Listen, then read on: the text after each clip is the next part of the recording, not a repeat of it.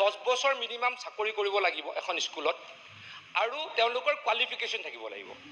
কিন্তু কিছু কিছু ক্ষেত্ৰত অধ্যক্ষ ডাঙৰীয়া দেখা গ'ল যে কিছু ব্যক্তিৰ যিখিনি কোৱালিফিকেশ্যন থাকিব লাগে সেই কোৱালিফিকেশ্যন নাই, কিন্তু অন চিম্পেথিক গ্ৰাউণ্ড সেই সকলকো আমি কি কৰিলোঁ, আমি টিউটৰ হিচাপে নিযুক্তি দিলোঁ। আৰু আমি ক'লোঁ যে আপোনালোকে পৰৱৰ্তী সময়ত কোনোবাই BEd লৈ আহক, DLEd লৈ আহক, আৰু যি ডিগ্ৰী লৈ আহে সেই ডিগ্ৰীখিনি লৈ আহক, আপোনালোকক টিউটৰৰ পৰা কি কৰি দিয়া হ'ব, শিক্ষকলৈকে আপোনালোকক আপগ্ৰেড কৰা হ'ব। সেই প্ৰক্ৰিয়াটো অধ্যক্ষ মহোদয় চলি আছে। এখেতে যিটো কৈছে 2 বছৰ সেইটো চলি থকা নাই, সেইটো মিছা। আমাৰ হাতত যি তথ্য আছে, যিসকলে তেওঁলোকৰ কোৱালিফিকেশ্যন আপগ্ৰেড কৰিছে আৰু আহি পেলাই ডিপাৰ্টমেণ্টক কৈছে, চৰকাৰক কৈছে যে মই DLEd ল'লোঁ, মই BEd ল'লোঁ, গতিকে মোক টিউটৰৰ পৰা শিক্ষকলৈকে আপগ্ৰেড কৰিব লাগে, আমি পৰ্যায়ক্ৰমে অধ্যক্ষ ডাঙৰীয়া কৰি আছোঁ। ঠিক ৰফিক মহোদয়ে ৰিপ্লাই দিছে, কিন্তু 2013 চনত আমি যে প্ৰভিন্সিয়েলাইজেশ্যন কৰিলোঁ বিদ্যালয়সমূহ 1/1/2006 কণ্ডিশ্যন দি, তো 1/1/2006 আগত যেতিয়া বিদ্যালয়সমূহ পাতে তেতিয়া চৰকাৰৰ ফালৰ পৰা আপোনাৰ ৰিকগনিশ্যন দিয়া হয়, কনকাৰেঞ্চ দিয়া হয়, পাৰ্মিশ্যন দিয়া হয়, এই নিয়ম অনুযায়ী তাতে শিক্ষক নিযুক্তি হৈছিল। কিন্তু পিছত 2013 চনত সেই বিদ্যালয়সমূহ মোটামুটি ঠিক ঠাক মতে লৈছে, কিন্তু 2017 যিটো প্ৰভিন্সিয়েলাইজেশ্যন এক্ট হয় 2013 এক্ট মতে নহয়।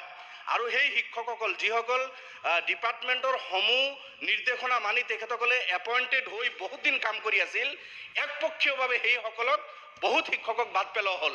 LP, ME, high school, higher secondary, কলেজলৈকে বহুত শিক্ষকৰ পদ বাদ পৰিল। ছেকশ্যনেল টিচাৰ হওক, ইছ্যু ডেটৰ কাৰণেই হওক, হিন্দী, আৰবী, সংস্কৃত টিচাৰ হওক, এডিশ্যনেল টিচাৰ হওক, কনকাৰেঞ্চৰ কিছুমান বাহানা দোহাই দি এনেকুৱা ঢেৰ শিক্ষকৰ পদ বাদ পৰিল। কিন্তু 2013ত যে আপুনি প্ৰভিন্সিয়েলাইজেশ্যন এক্ট কৰিলে, সেই অনুপাতেও যদি 2017-18 এক্ট হ'লহেঁতেন হাজাৰ হাজাৰ শিক্ষকৰ সোমাই গ'লহেঁতেন। সেইটো নকৰি একপক্ষীয়ভাৱে এইটো কৰা হ'ল। গতিকে ইয়াতে যে কৈছে এমেণ্ডমেণ্ট নহ'ব, মই মন্ত্ৰী ডাঙৰীয়া আছে, পাৰ্লিয়ামেণ্ট এফেয়াৰ্ছ মিনিষ্টাৰ, চৰকাৰৰ লগত আপুনি আলোচনা কৰি সেইসকল মানুহৰ লগত ইনজাষ্টিছ কৰা হ'ব। চেম্পেথেটিকেল গ্ৰাউণ্ড নহয়, তেখেতসকলে 20-25 বছৰ কাম কৰিছে।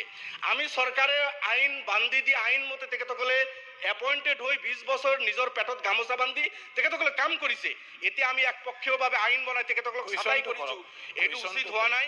গতিকে মই মাননীয় মুখ্যমন্ত্ৰী ডাঙৰীয়াক সদনৰ পৰা জনাইছোঁ, আপোনাৰ যোগেদি এই মেটাৰটো চিৰিয়াছলি চিন্তা কৰি আইন এমেণ্ডমেণ্ট কৰি সেইসকল শিক্ষক আজিও বিদ্যালয়ত তেখেতসকলে কাম কৰি আছে, সেই বিদ্যালয়সমূহ আইনটো এমেণ্ডমেণ্ট কৰি তেখেতসকলক ল'ব লাগে।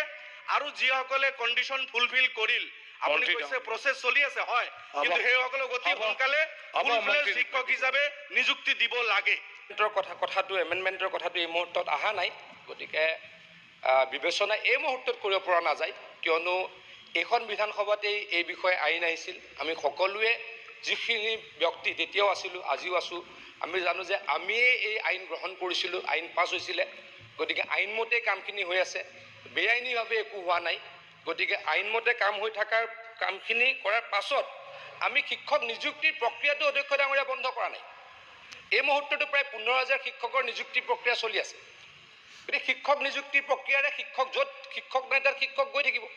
কিন্তু যিসকল আইনৰ আওতাত নপৰে তেওঁলোকৰ কাৰণে বাৰে বাৰে আইনখন সলনি হৈ থাকিব বা এমেণ্ডমেণ্ট হৈ থাকিব লাগিব বুলি মই ব্যক্তিগতভাৱে নাভাবোঁ।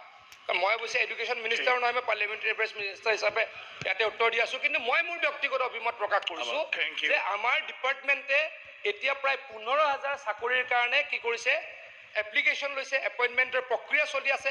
গতিকে য'ত য'ত টিচাৰ নাই তেওঁক টিচাৰ দিয়া হ'ব। গতিকে এই মুহূৰ্তত এমেণ্ডমেণ্টৰ নেক্সট কুৱেশ্যন।